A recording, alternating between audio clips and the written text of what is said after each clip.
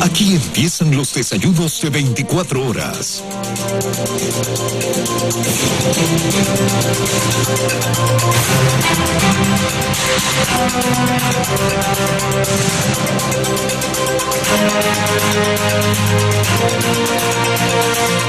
Bueno, y una atropellada sesión se realizó la noche de este jueves en la Comisión de Régimen Económico en la Asamblea Nacional. Todo sucedió cuando Daniel Mendoza, quien preside esa comisión, suspendió la sesión y con ello no se aprobó el informe del proyecto de ley de crecimiento económico.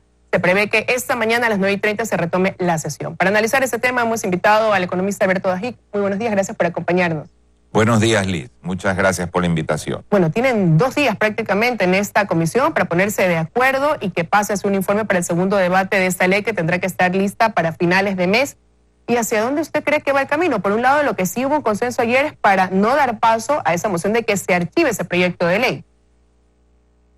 Bueno, uno puede analizar esto, Liz, puntualmente, como cuando mira un árbol, o puede analizar esto mirando un bosque.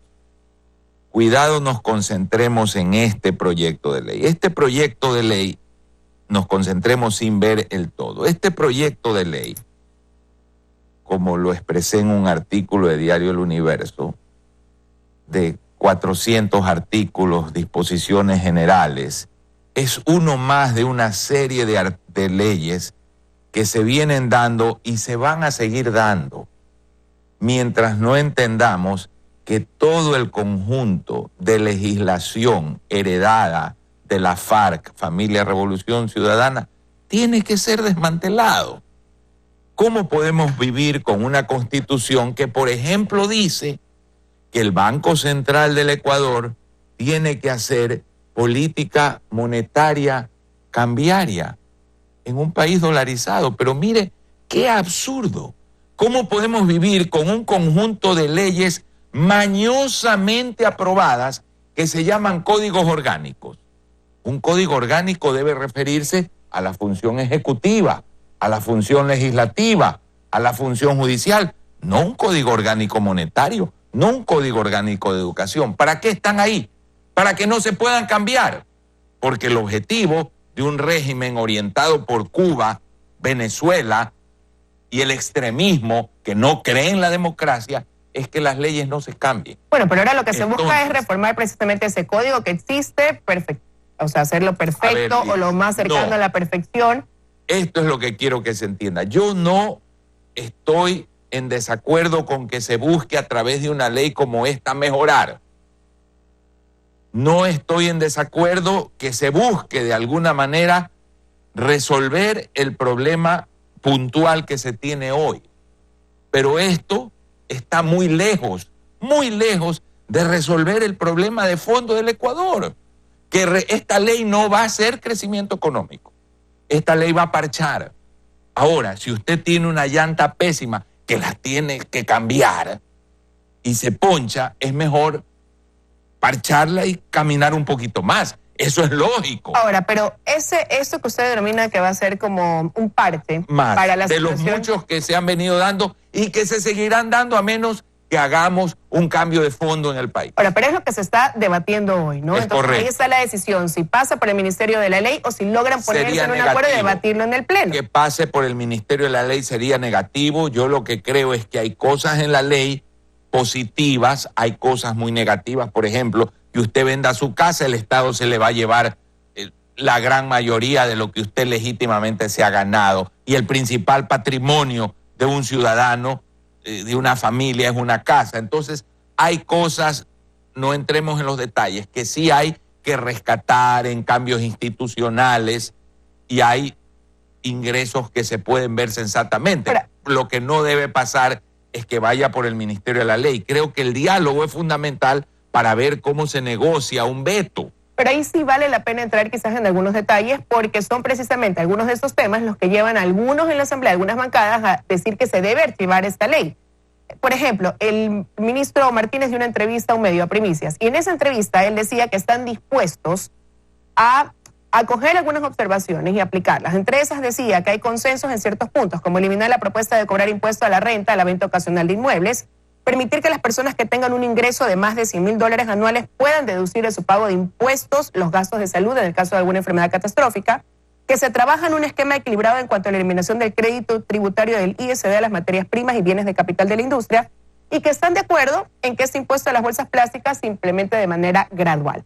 ¿Hasta qué punto, ya también tomando como antecedente que en la Comisión de Régimen Económico el presidente decía que van a haber algunas modificaciones en la parte recaudatoria, en la parte tributaria, hasta qué punto el gobierno debe ceder para que se dé paso a una aprobación de este proyecto de ley? Es que democracia es eso, pues, Liz. Si usted va a dialogar solo para hablar y no quiere escuchar, no dialogue. La esencia del diálogo es, primero, saber escuchar mejor de lo que uno habla.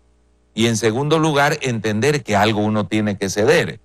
Lo negativo sería que esto pase por fuerza bruta, es decir, por el Ministerio de la Ley, que va a generar conflictividad. Hay que tratar a como dé lugar de que este tipo de cosas se puedan acordar. Pero hay que ceder en esta medida, en estas medidas que tienen un fin recaudatorio con el que el gobierno ya está presupuestándose en caso de que se apruebe ese proyecto de ley, o en la aplicación de esas medidas, más no en la medida como tal. A ver, que un impuesto se le lleve a los ciudadanos el valor de su casa, creo que no tiene presentación, ¿verdad? Que se grave a empresas extranjeras para decirle al mundo, ya somos el país de Latinoamérica con la menor inversión extranjera directa en relación al PIB, menos que Haití, y estamos grabando al capital, no tiene presentación. Entonces hay cosas que no tienen presentación. Otras, como por ejemplo las deducciones. Es ilógico que una persona que gana soltera hasta $100,000 pueda deducir, y el que gana $101,000 y tiene 5 hijos y mantiene a su madre no pueda deducir nada. O sea, eso tiene que ser una escala progresiva. No se puede poner una línea hasta 100,000 todo y después de 100,000 nada. No, tiene que ser una escala progresiva. Y además eso abre la posibilidad de que se vaya bajando a futuro. No, ahora ya no es 100,000, ahora es 90,000, ahora es 80,000 y termina sin haber excepciones. Yo creo que en el presupuesto hay una pequeña reducción respecto al gasto del año anterior, pero el Estado tiene que reducirse mucho más y es posible. No creo que este gobierno ya tenga el espacio para hacerlo porque es un gobierno de transición. Suficiente bien tenemos con el hecho de que ni usted ni yo nos debemos preocupar de qué estamos diciendo en esta entrevista y que nos puedan perseguir después. Ya eso es un gran logro en el Ecuador. Pero a futuro lo que ya tenemos que empezar a discutir en el Ecuador es cómo producir ese acuerdo nacional, Liz, que nos lleve no a una ley parche, una ley trole, una ley parche del trole, trole del parche, sino a un acuerdo de ir a un modelo de libertad, que el país entienda que esta pobreza y que la distribución del ingreso se resuelven sosteniendo por décadas una economía libre. La misma China, que es un comunismo cerrado en lo político, pero una economía muy de mercado que ha traído la inversión, comenzó su proceso en los años 70, Liz. Está cosechando hoy. Chile, ¿cuándo lo comenzó? Para cosechar un crecimiento económico. Esto es lo que el Ecuador tiene que entender, que no puede ir de salto en salto, sino llegar a un acuerdo de cómo ir a una economía libre, desburocratizada, quitar la asfixia regulatoria. Tome el caso de las universidades, que lo vivo tanto. Las universidades privadas, ¿qué recibimos del Estado? 0. Pero al revés, no nos devuelven el IVA, con lo cual estamos financiando al Estado. ¿Para qué? Para pagar una burocracia que cuando pedimos que se nos apruebe una maestría, demoran 1 año en aprobarnos. Es decir, estamos pagándole, es como que Richard Carapaz le pague a un sujeto para que cada 10 kilómetros le vire la bicicleta y no lo deje avanzar. Ahora, bueno, sobre la reducción del Estado, hace unos días conversábamos en este espacio con el ministro Martínez y él decía que se va a seguir ajustando y va a haber una reducción considerable incluso para el próximo año. El gobierno trata de tomar estas medidas diciéndole al país también, nosotros vamos a hacer lo nuestro, pero sí necesitamos el apoyo de todos. Entonces, ¿hasta qué punto eso también tiene que ser entendido en la Asamblea, porque hay bancadas que se oponen totalmente y quieren que se archive por la parte recaudatoria que tiene como esencia quizás este proyecto de ley y dicen no, le corresponde solamente al gobierno. Pero ahora hemos generado una crisis donde debemos entender que sí o sí debe haber una participación quizás de toda la sociedad para poder sacar adelante al país. Pero lo más triste es que se oponen quienes precisamente generaron la crisis. Esto es algo impresionante. Es obvio que esto es una crisis heredada. Esto se lo advirtió en este canal, en esta silla, Liz. El año 2015 yo le advertí al país la gravedad de la crisis, cuando no se sentía, ¿verdad? Y le dije al país que si no se hacía algo ya, caeríamos y deberíamos mirarnos en el espejo de Puerto Rico y de Grecia de muchos años de recesión. Qué tragedia que eso se esté cumpliendo. Recuerdo que me dijo eso. Eso se lo dije a usted en esta silla. El año 2015, hace 4 años. Ahora le digo igual al país, si no llegamos a un acuerdo nacional de no ver cuánto bajamos 1.000 millones el presupuesto aquí, no.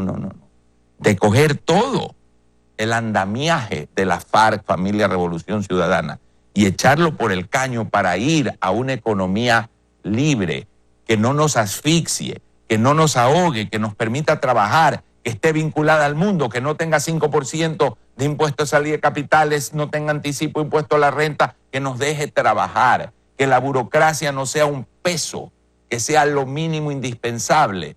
Si no llegamos a un acuerdo de que eso hay que hacerlo y mantenerlo por encima de la política y la politiquería, no vamos a salir. Liz, el año 92, cuando fui vicepresidente, se pasó una ley que eliminaba el subsidio de los combustibles. Se lo eliminó, se abrió la importación. Los políticos lo echaron para atrás. Ya había sido eliminado el subsidio. Mire esa irresponsabilidad. Bueno, sigue prevaleciendo en muchos casos lo político más que lo técnico, lo que realmente necesita el país. Y paralelamente a este debate, a este tratar de llegar a un consenso en cuanto al proyecto de ley de crecimiento económico, por otro lado está este análisis de la proforma presupuestaria para el próximo año. Una proforma que también está siendo cuestionada porque dicen que se incluyen valores que a lo mejor se basan en supuestos, como es el hecho de dar paso a la monetización de algunos activos del Estado. Para este año se pusieron una meta de 1.000 millones, no lo lograron porque no se concretó, pero el ministro ha dicho que se avanza en esto y ahora hay una proyección nuevamente para el 2020. Considerando esto, ¿cree usted viable que efectivamente se pueda dar esta concesión a manos privadas de algunos activos del Estado que puedan resultar atractivos y concretarse y permitir así el ingreso de 2.000 millones de dólares, que es lo que contemplan por este rubro? Bueno, hay activos que pueden negociarse, concesionarse, hacerse operaciones de alianzas público-privadas, sí los hay. Y obviamente, hoy, si se ha venido trabajando en eso desde que se lo mencionó, debemos asumir que es más probable que se haga a lo que fue el año anterior, porque si yo digo voy a hacer algo y no alcanzo en 12 meses, pues la probabilidad de hacerlo en los próximos 12 meses es mayor, porque ya he recorrido un camino y sí han estado recorriendo un camino. Ahora, un presupuesto se llama propuesto al Congreso, codificado, que es el que sale, se aprueba, y hay uno ejecutado, que es el real. Nunca en la historia el propuesto es igual al codificado y el ejecutado es igual al codificado. Y durante la ejecución siempre hay un espacio de maniobra. Por lo tanto, el presupuesto es una referencia y lo más importante en un presupuesto es ver la intencionalidad. Si el gobierno está diciendo voy a deshacerme de activos, es una buena señal. Si el gobierno dice estoy reduciendo, aunque sea poco, es una buena señal. Si estoy reduciendo el gasto. Ahora, lamentablemente, donde más se está reduciendo es inversión.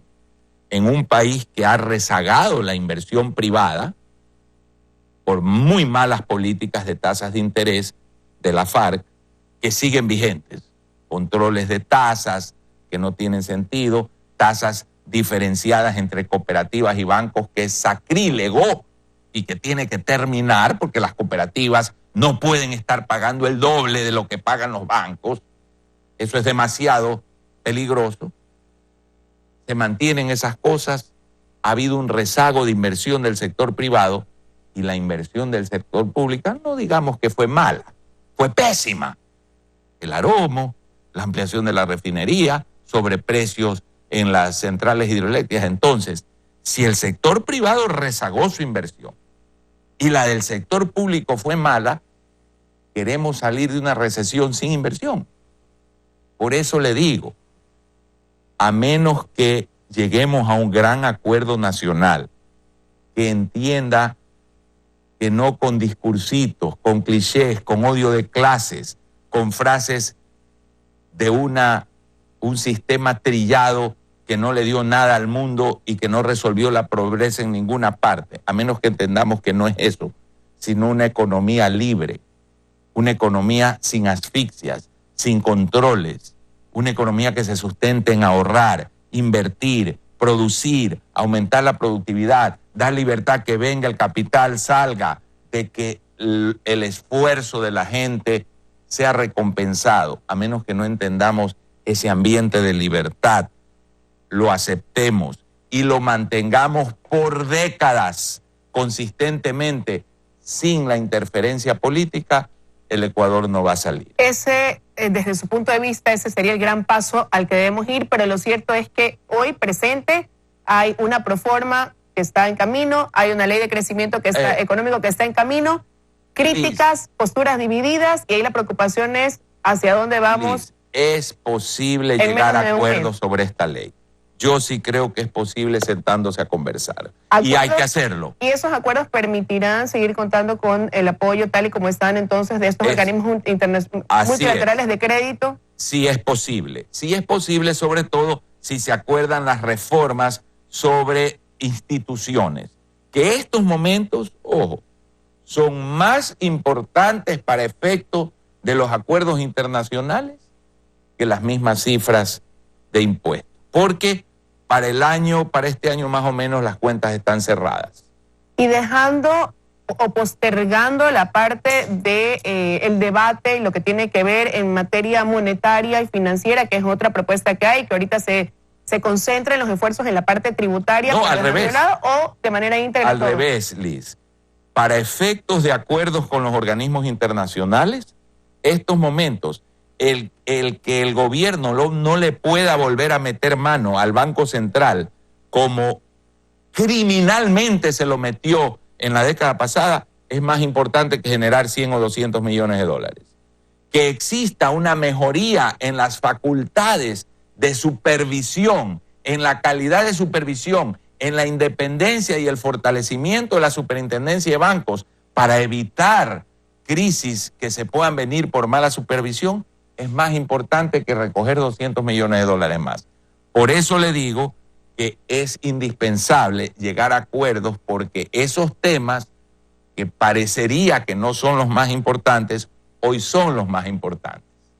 Bueno, confiemos en que esos acuerdos llegarán. Tienen hasta este domingo en la Comisión de Régimen Económico para presentar ese informe para dar paso al segundo debate dentro de la Ley de Crecimiento Económico hasta fin de mes para una aprobación de la proforma presupuestaria. Así que los tiempos corren. Hay una cuenta regresiva en ese sentido en el que el país está pendiente. Quiero agradecerle su presencia esta mañana, economista, aquí analizando este importante tema. Gracias por haber venido. Vamos a ir a una pausa, regresar del corte. Nos acompañará el asambleísta del Partido Social Cristiano Madera de Guerrero, César Roón. Junto a él hablaremos de las comparecencias ante la Comisión Multipartidista que investiga las protestas de octubre. Tienen que delinear un informe. Hacia dónde va encaminado ese informe se lo consultamos al volver.